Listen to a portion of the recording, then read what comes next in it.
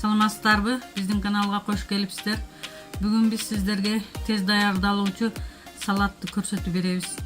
Бизге керек болуучу азыктар 3 жумуртка, 150 грамм сыр, 150 грамм тоок эти, 1 картошка, 1 чеснок, чесноктун бөлүкчөсү. Биз картошкабызды кубик түрүндө майда кылып тура алабыз.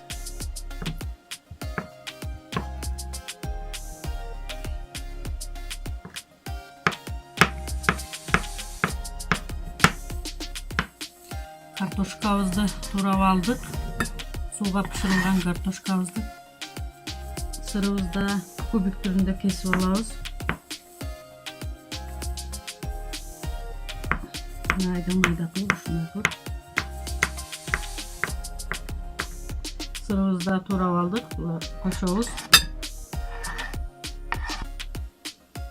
Тоок этин да кубик түрүндө турап алабыз, кесип.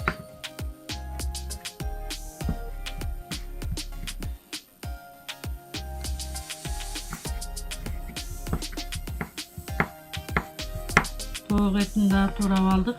Мында кошобуз. Жумурткабызды кубик түрүндө майдалап турап алабыз.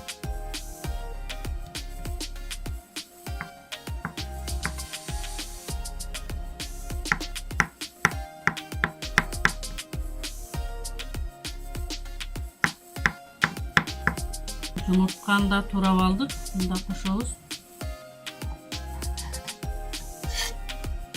Чеснокта майда кылып ушундай кылып майдалап алабыз.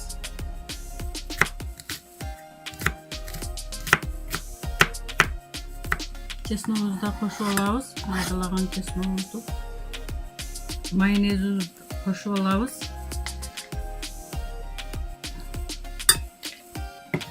Баарын аралаштырабыз.